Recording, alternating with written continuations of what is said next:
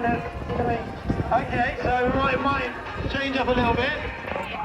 I'm really good. It's absolutely amazing here. It's an absolute treat. What's your name? Me. My name is Alex. Alex, and how are you? Loudspeakers, You probably all wrong good? timing, but What's the story, here, Alex? What's London going on? Marathon is race day, and I'm due to walk off from Wave 14 in about 5 minutes. Got my lovely throwaway top. Incredible Nerves are kicking in, but yeah, I don't know, just nervous. But yeah, I don't know what I'm gonna do. I've got a little one of those We got Henry here. Henry, how we race doing? things. I picked a 4:45 one, but my Pace Pro is for the 4:30. So those are my two options. And then as long as I beat 5:32, I'll be happy. The weather is, when the sun is there, it's warm, but it's very cold breeze, and it may rain later, so we'll see. But yeah, so the wave is supposed to open in 5 minutes, and then we set off around 11 o'clock. So yeah, really busy. Really busy. Not sure how much I will film because I'm worried the battery will run out, but yeah. Starting.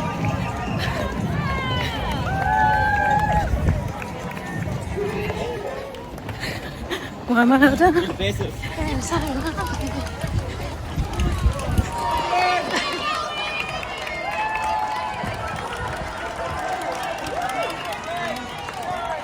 Maybe this is how good.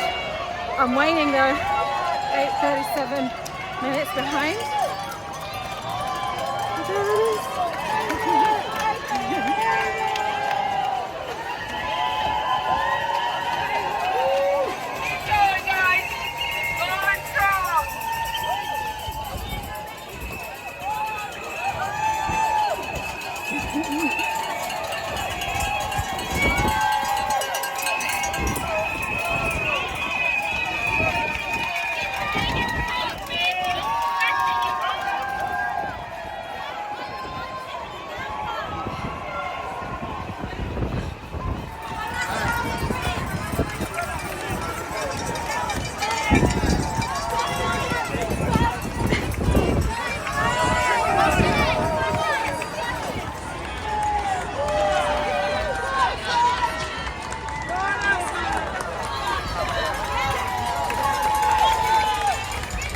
Meters to go.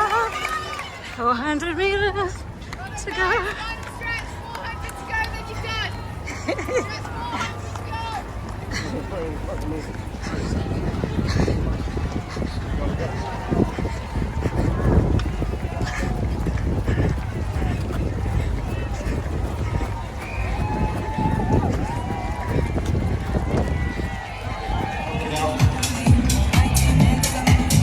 We say that's a break, aren't we? It's a great tune on, darling. Congratulations. My hair anyway. Yeah. Thank you so much. Thank you. Hi guys, it's Evelyn, This Run Loves Purple. So you would have just seen the footage I took on the day of London Marathon. It's complete, as the t-shirt says, London, class of 2024. And here is the medal. Depicting all the landmarks, tells you what they are around the edge as well. And again, this is the third of the trilogy. So 2022 and 23 are the same. One was black, one was silver. So this is the bronze or rose gold, I'd like to call it. But I'm happy to receive it. So how did it actually go? So the day was brilliant, loved it. Started off, got picked up and taken to Stanmore so we can go straight on to the underground where it's free to get there if you're running the race. So that was nice of Sarah to come and pick us up. I forgot my headphones, so she had to come back and get them. We hadn't gone far though, so I thought I was all prepared. I had my flat layout and everything, so I don't know how I missed putting my headphones on, but I did. But apart from that, I always forget something on these races, it would seem. But yeah, so that started off the day anxious. But once we got on the train, Everything was fine. It wasn't too overcrowded, although overall you'll see this running theme. There was definitely much more people this time round of me running the race as compared to 2021. You could see the difference everywhere. So I think at the beginning of the clip, you'll see us walking to Blackheath, to the park from Blackheath, and the amount of people was so much. I remember walking from Blackheath station to joining the park, and it was hardly anybody there. There was people, but it wasn't as immense as the people that we saw there. So yeah, you can see the uplift in the number of people, especially the time that we got there as well. So I was in Blue Wave 14. We needed to get there by 10 o'clock, or I needed to get there by 10 o'clock, and we ran from 11ish. So we only had to be there for an hour, which is good. I went with my friend Nicola from the club, and she was in an earlier wave. She had to be there by 9:45, but they weren't really checking your times or anything. You just had to be there for enough time to get your baggage in the truck and go to the loo if you need it, and then just be there ready for the start.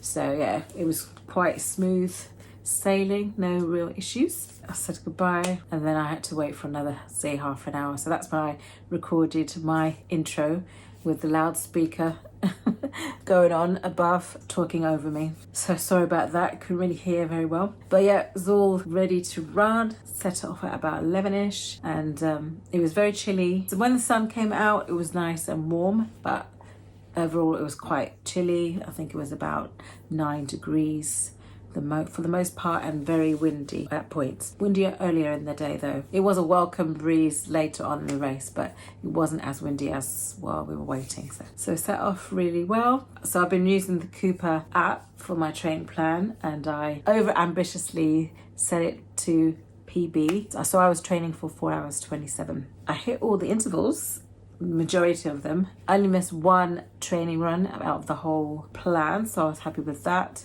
Most of the intervals I hit them. I think my only poor race or poor performance for myself I felt was the 20 miler at Oakley, but I put that down to being really hilly. My 17 miler went really perfectly, was fast enough, hit all the goals, and that was hilly as well, so I thought I'll be okay. But on the day, I mentioned the Cooper plan, but on the day of the race, it doesn't give you what you should do. It just says event days here, race days here, enjoy your race basically.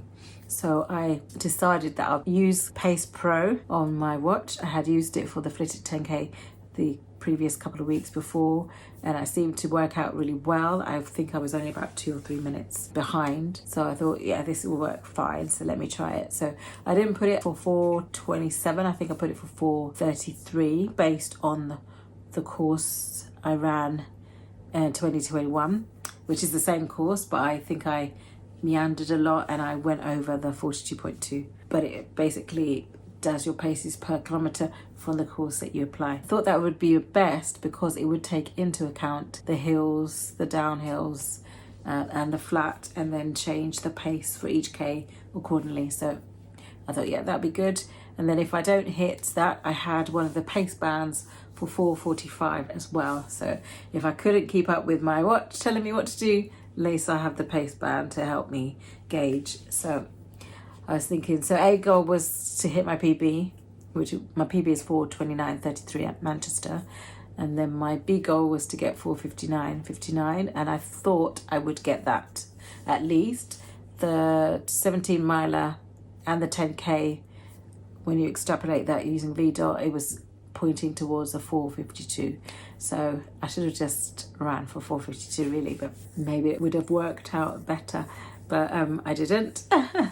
But anyway, set off the race. The first 5K, perfect, all green, matched the paces that Pace Pro was telling me. Some slightly less, especially the downhill portion, because the first 3K is a little bit flat and then you go down hill and then it's flatter with some undulations there. Yeah, but my first 5K was bang on, so I was like, yes, this is happening today, this is happening today.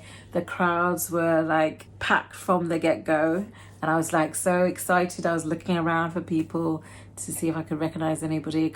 People were telling me where they would be, but I couldn't really remember exactly the point, so I thought, let me just look around. So I think the first 5K I saw Carly, who I know from Instagram, and I went over and gave her a big hug. I was just so excitable to see somebody that I knew or recognised. But that was good. So the first 5K was perfect. I think it was I'll put it on the side, but it was about 32 minutes.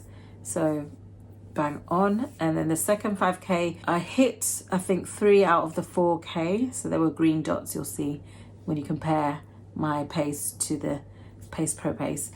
But there was 2 that were yellow. So I think they were going up a little bit of a hill.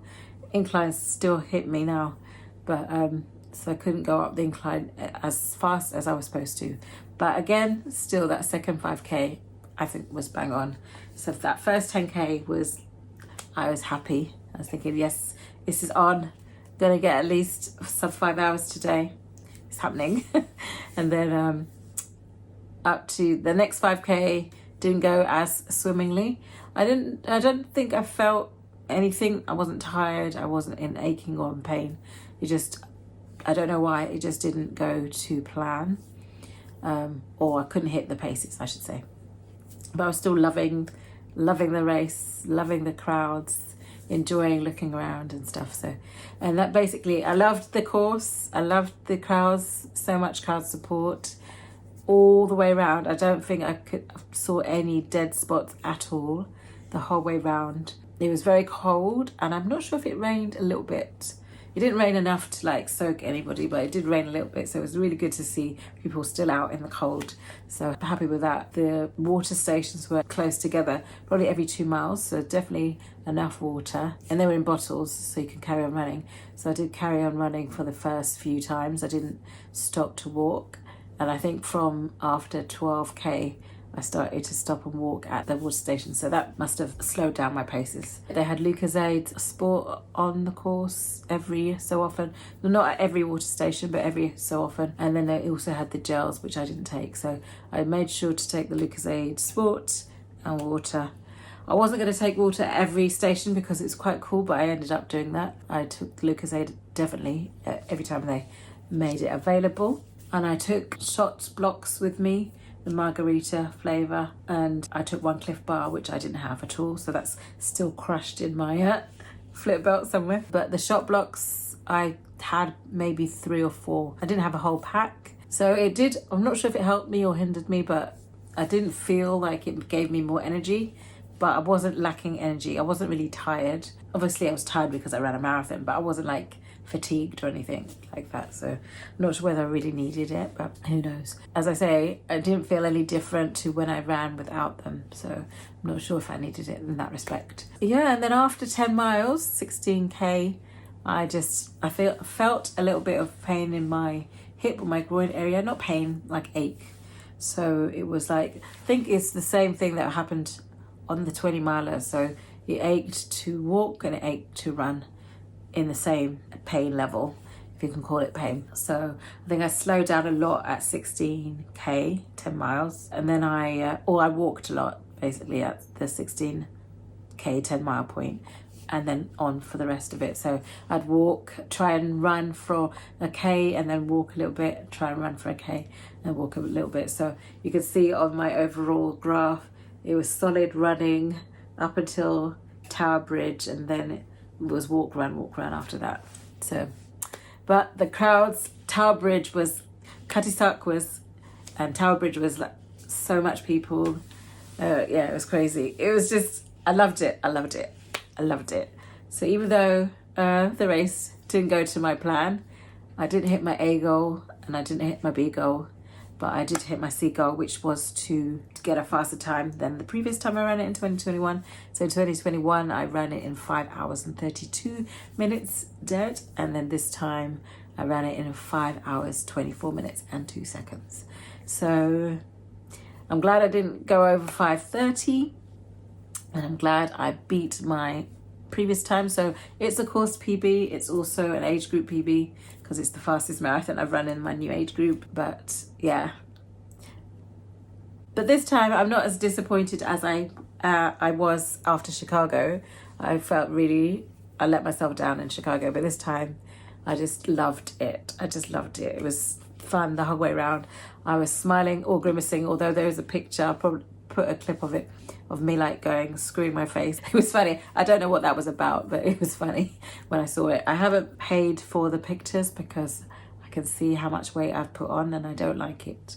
So Monday, I'm going to start my diet again. So the London Marathon done. Whether I get in again, I do not know, but I did enter the ballot. They are saying for the 45th year they want to get a record. I think there were 24 participants off getting a record of the largest number of participants in a race. So they're trying to get that record next year. So I think they're going to add another 20,000. I don't know what that's going to do to the course, because with those 50,000 you could see that it was full the whole way. I remember running over Tower Bridge last time I ran it, and although it wasn't empty, there was much more gaps. This time it was packed, basically packed in comparison. And yeah, all the way, even finishing, there was a lot of people finishing at the same time, and there wasn't that many people last year. So you can really see that there's more people on the course. So if they have 20,000 more people, 70,000 people out there, I don't know how that's gonna pan out, but they know what they're doing, so I won't question it. But I have entered again. I'm not likely to get a ballot place 2 years in a row, but who knows? With that additional number of ballot places, it could be possible, and I'm going to take it if I do. I was feeling though at the end when I ran it, because they opened the ballot the day before this year, and I thought, I'm not going to enter a ballot for a race I haven't even run yet, but I'll see how I feel on the day.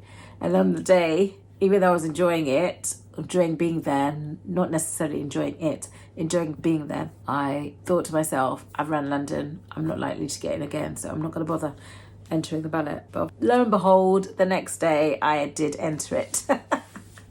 You don't have to pay if you don't want to, so you only pay if you get in. So that's what I did. So you never know, I might be back next year running this race, and it will be a different medal. It'll probably be an extra special one because it'll be the 45th year, but this is a lovely medal. It's nice and hefty. Yeah, I enjoyed getting this year. Even though it wasn't to my plan, I'm happy with it. So what do I have next going on? I have a few half marathons. I also have my first ultra. I'm doing Ultra London in June. So once I get over my recovery, I'm going to recover for a week, so a mile a day, and then parkrun will be my first more than a mile, and then I will start my diet from Monday, and then I want to do heart rate training, I think, so I'll start heart rate training again as of Monday, and then I will just run faster for any races I book, and obviously parkrun. So that is my plan. But yes, so Ultra London is 55k, so that will be my first longest distance. I have done a challenge ultra where it was like multiple loops in a number of hours, and I got to 29.6 miles, which is 47k. So I haven't done anything over 50k, so this will be my first one. So I'm looking forward to it. It's going to be hard, but hoping if I lose weight, I'll try and do keto again, so I won't be relying on food as well, but I will enjoy the food at the aid stations or the checkpoints as they're called in ultras.